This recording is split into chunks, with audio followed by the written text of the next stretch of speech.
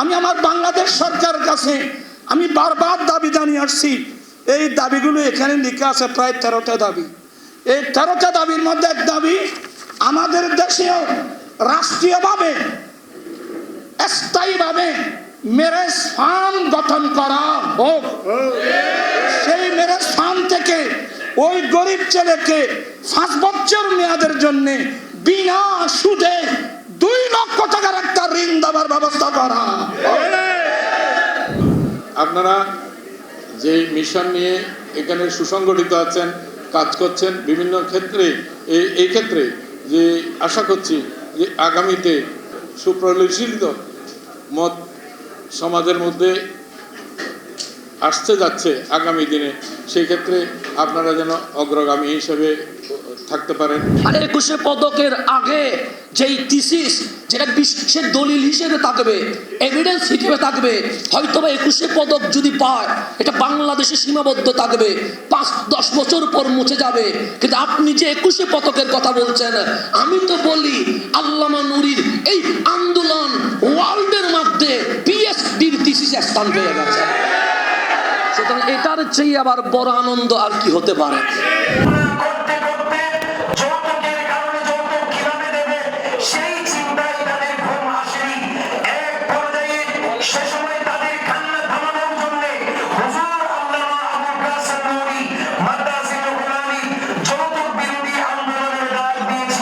এবং আবুল কাশেম নুরী হুজুর শুধু যৌতুক বন্ধ করে নাই, হাজার হাজার গরিব অসহায় মা বোনদের কান্না বন্ধ করেছেন।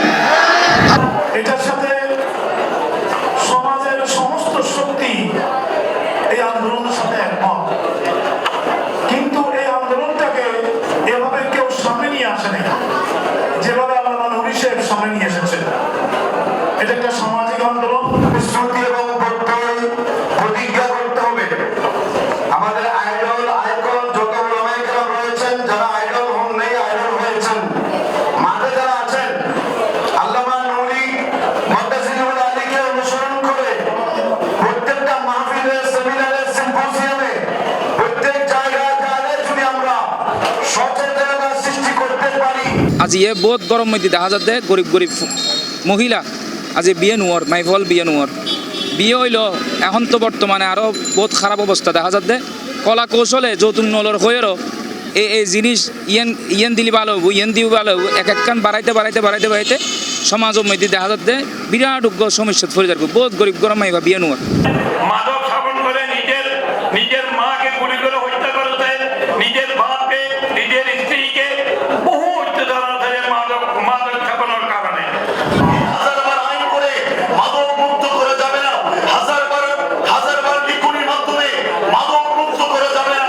যদি একটি গ্রামে, একটি জেলায়, উপজেলায়, একটি বিভাগে আল্লামা আবুল কাসেম নূরীর মতন যিনি সামাজিক সংগঠনের মাধ্যমে, সামাজিক এই আন্দোলনের মাধ্যমে হাজার হাজার তরুণ সমাজের মাঝে, এই তরুণ সমাজ তোমাদের মেধা, তোমাদের আত্মশক্তি, তোমাদের শারীরিক শক্তি কোন পথে তোমরা নিয়ে যাচ্ছ, এই রেভলিউশন যদি উনি গ্রামে গঞ্জে, চট্টগ্রাম শহরের মতো এই ধরনের নূর সাহেব কেবলা যদি 68,000 গ্রামে, 7টি বিভাগে, 64 জেলায় যদি তৈরি হয়ে যায়, অটোমেটিকলি এই বাংলাদেশ থেকে ইসলামী শরীয়তের বিধান মোতাবেক মাদক মুক্ত করা যাবে। এই কথা বলে ঠিক কিনা বলে قال النبي صلى الله عليه وسلم إذا ظهرت الفتن أبي البدو وصبت أصحابي فليظهر العالم علمه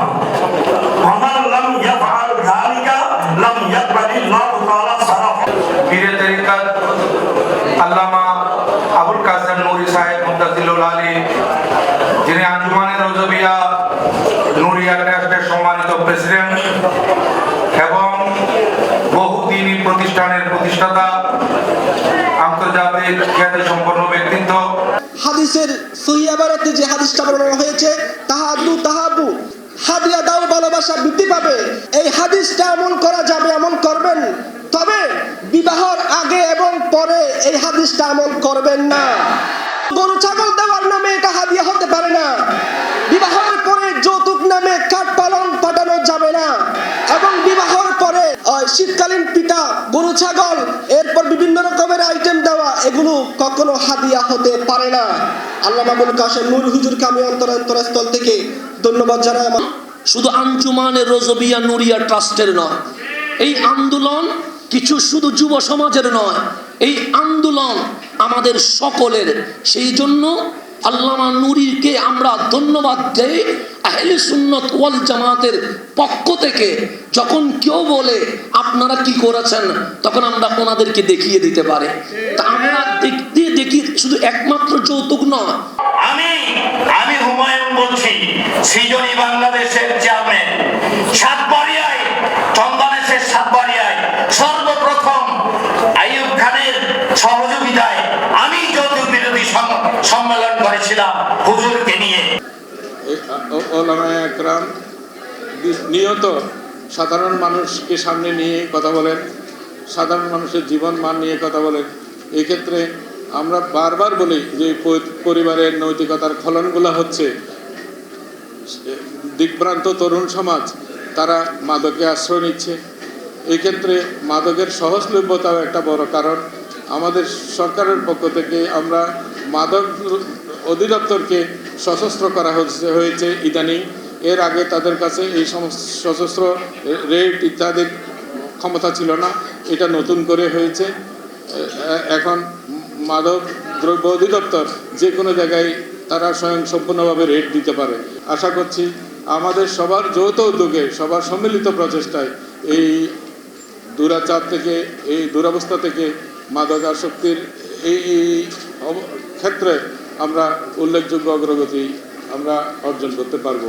মেহনত মজুরি, রিক্সাওয়ালা, ঠেলাগাড়িওয়ালা, সমাজের গরিব কুলি মজুর মেয়ে, বিয়ের বাচ্চা, সেই মেয়েকে যৌতুক মুক্ত বিবাহের জন্য আল্লামা নুরী সাহেব হুজুরের এই আন্দোলন, এই সমাবেশ। যৌতুকের কারণে অনেক বোনেরা, অনেক মেয়েরা বিবাহ বন্ধন আবদ্ধ হতে পারতেছে না, এবং মাদকের কারণে যুব সমাজ অধঃপতন হচ্ছে। এই দুটোটাই রাষ্ট্রের একটি ইস্যু।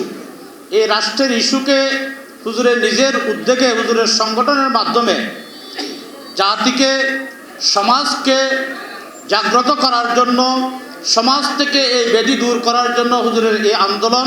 হুজুর আজ দীর্ঘদিন, আজ প্রায় 40 বছর পারে গিয়ে ওয়াজুর ময়দানত শুধু যৌতুক মাদক নয়, এর পাশাপাশি যত ধরনের জুয়া আছে, শরাব আছে এবং বিভিন্ন সুদে লেনদেন আছে, এলে যত অপকালচার আছে, ইবলিশে খাজা কিন আছে, বিয়াক্কিনের বিরুদ্ধে হুজুরে মারো ময়দানে ওয়াজ করে গিয়ে মানুষের শিক্ষা দিবেন লাই, তালিম দিবেন লাই।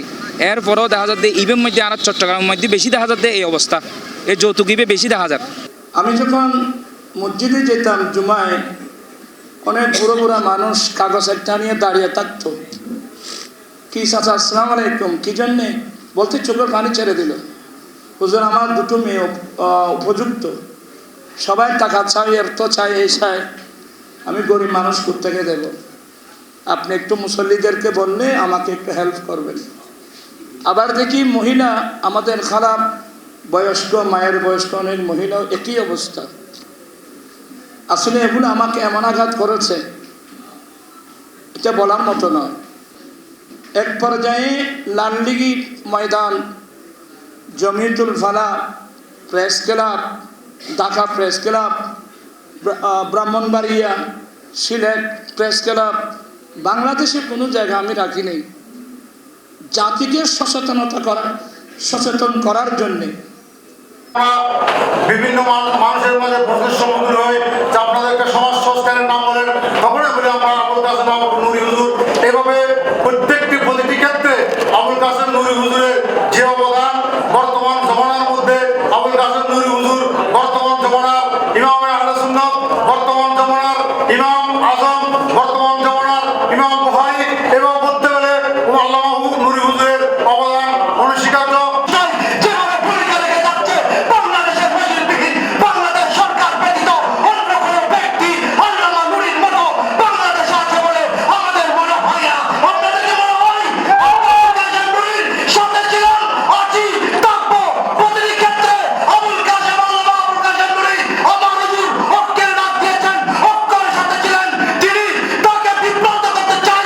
আমি আজকে আজকে একদিন নয়, দুদিন নয়, দীর্ঘ 16 বছর ধরে এই বাংলাদেশে যৌতুকের বিরুদ্ধে, মাদকের বিরুদ্ধে আপনাদেরকে নিয়ে তো আমি সংগ্রাম করে যাচ্ছি।